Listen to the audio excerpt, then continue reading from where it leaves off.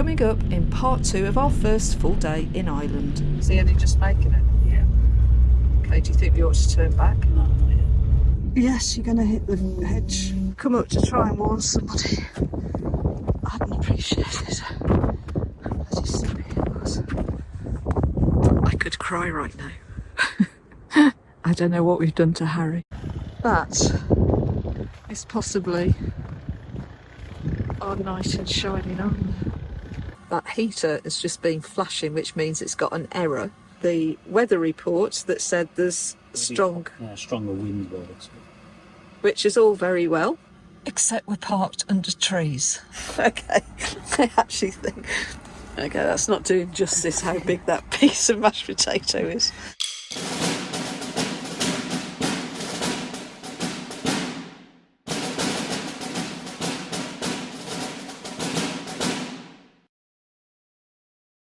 We left you in part 1 having woken up at our first park up at Glenarm. With the untreated roads, we start to explore northwards and had an emotional experience at the abandoned hidden village of Galbolly, before venturing into worsening road conditions to Cushendon village, where the caves had an interesting rock formation. And in the afternoon, we started to head to our proposed park up at Tor Point. As normal, we are capturing a bit of driving footage and just chatting away as the roads worsen. Now, unfortunately, we had no mics on, so apologies for the sound quality. So what you will see is the raw footage of what is about to unfold. Is he only just making it? Yeah. Okay, do you think we ought to turn back? No, not yet. Okay, what's that point? Sorry? Stop. At what point do we get to before we turn back? See, worst case. Well, like this coming up. Worst case. If I can't. Worst case, you're going to start rolling all over the place like now. Harry was losing traction quickly on what is actually a really steep hill. Yeah. And he starts sliding back with the brakes being completely ineffective. Stu is wrestling with Harry to try and take control and stop the sliding. And the automatic gearbox and the traction control is not helping at all. Okay. And we slide out of control back into the bank. Yes, you're going to hit the hedge.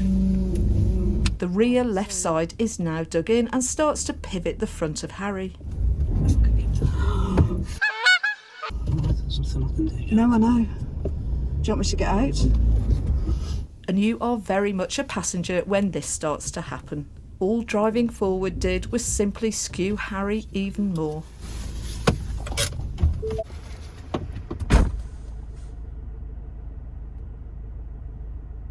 The road is packed with about 1.5 inches of ice. Stu starts looking for his fold-out spade and ice pick, and actually, in the end, these turned out to be quite useful. More dent to the back here. Have you hit something? Can you go up the hill? Stop anybody coming down, because I'll just slide into it. And I now realise the situation that we have found ourselves in.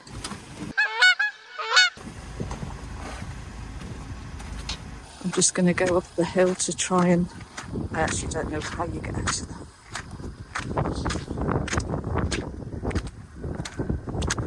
I don't know if you've dented the bigger. We were never going to make up there.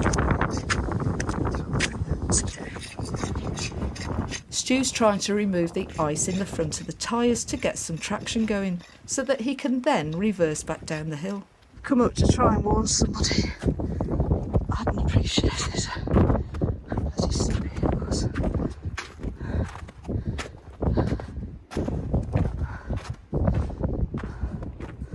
How far up do I go? I can hear Stu trying to move Harry.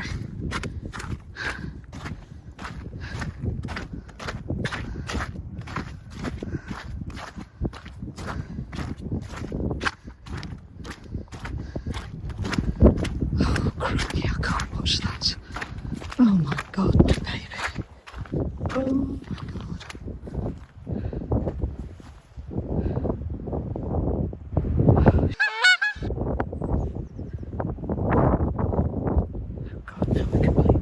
the lane.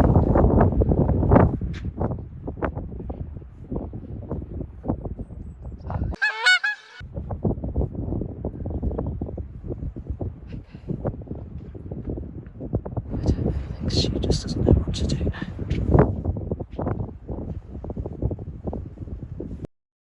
We need help to get out of it. We've been stuck now for about 40 minutes, I guess. I realise I'm an idiot for getting ourselves into this and have that horrible feeling you get in your stomach. I should have listened to Jane. But as we often say, we are where we are. Harry being an automatic in these situations doesn't help, so I'm switching to manual gears and then switching the electronic traction control off. But each time I try to go forward, it skews and the front end swings round further into the bank. There was a four-wheel drive coming down and I stopped them. I think they'd have got down easy. Obviously they've got better tyres than we have. And I think he might be a local farmer and I wasn't quite sure if he's gone to get his tractor. He did say try and help. Stu will be bloody distraught at the moment. I just thought if I could get to the top. Now, what I'm trying to say and failing to do, as it was so cold and I'm really tired from walking up the hill, is that if I could just get to the top, I can stop the traffic attempting to come down, as that was my biggest fear. That is possibly our knight in shining armour. He's a local farmer. He's just gone past on his bike, on his quad. I can hear Stu down the bottom revving Harry. I could cry right now. I don't know what we've done to Harry. Stu and I, as we only learned the hard way, and this could be the hard way. A pair of idiots. I don't know what we were thinking. Oh, it's amazing being out in the snow. And here we are. I've just had to turn two people back that can't get through. Revving indeed. I'm now desperate as it's become really wedged between the banks and Harry can barely move forward or back. Rightly or wrongly, I decide to drive and force Harry into the bank at the front and then reverse at the rear. The sound of metal is not great, but I can't think of any other way now. I feel drained and a little sick, although I'm also full of adrenaline too. Slowly, after about 40-45 minutes, Harry starts to move around enough for me to straighten him, which allows me to reverse back down the hill. Okay, he's told me that I can go back down. That Stu's out. To be careful. Going down. There's a car going down now. Vehicles are now starting to descend the road, and thankfully I think Stu is now out of the way. It's Mr. Naughty.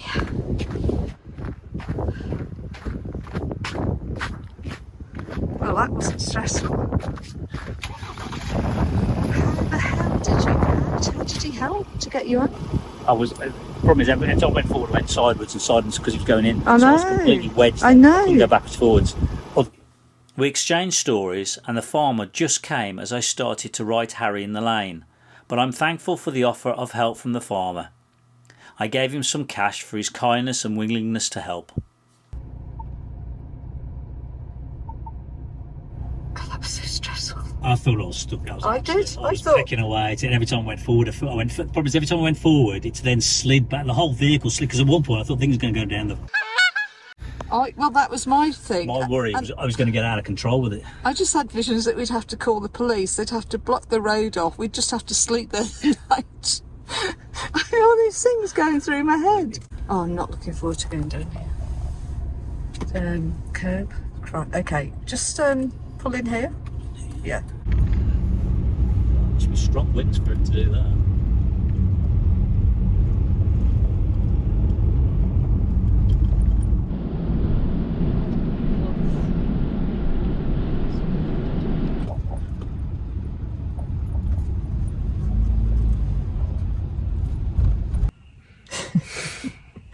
Well, we came on this trip to test ourselves.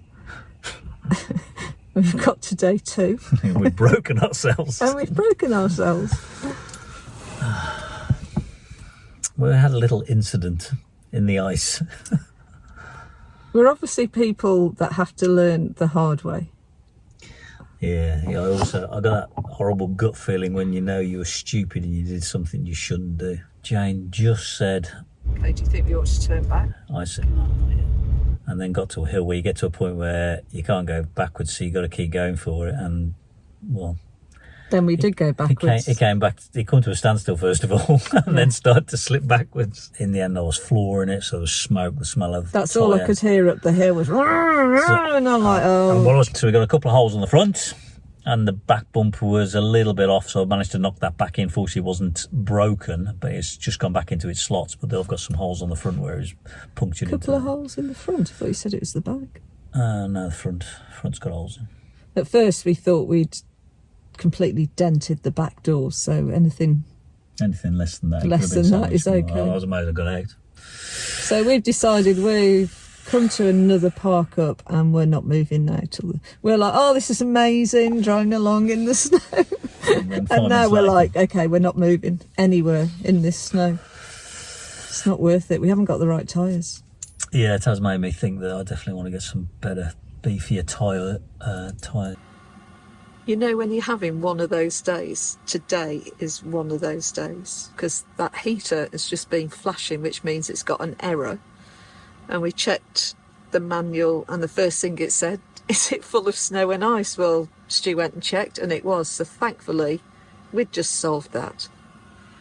Made a nice cup of tea to try and just de-stress ourselves.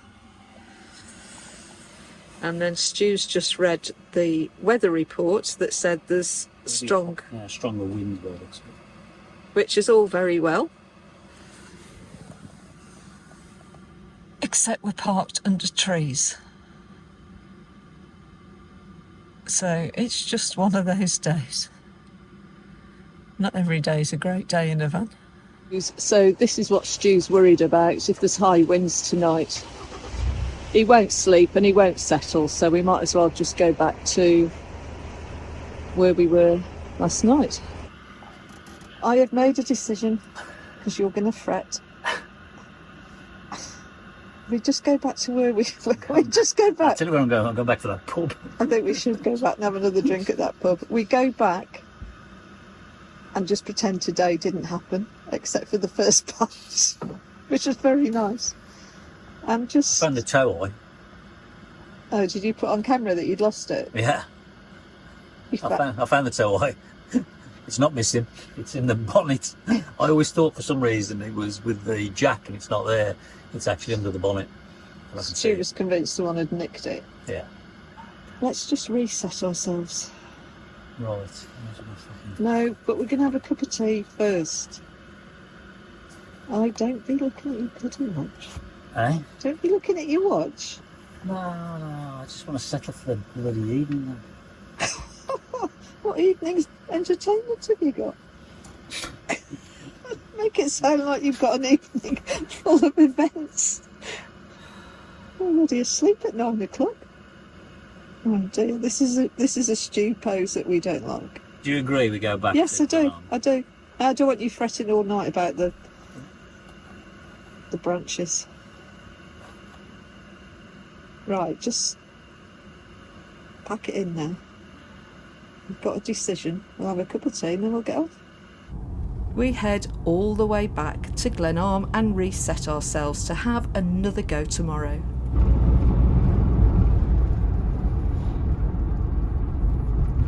We've got no filming to do.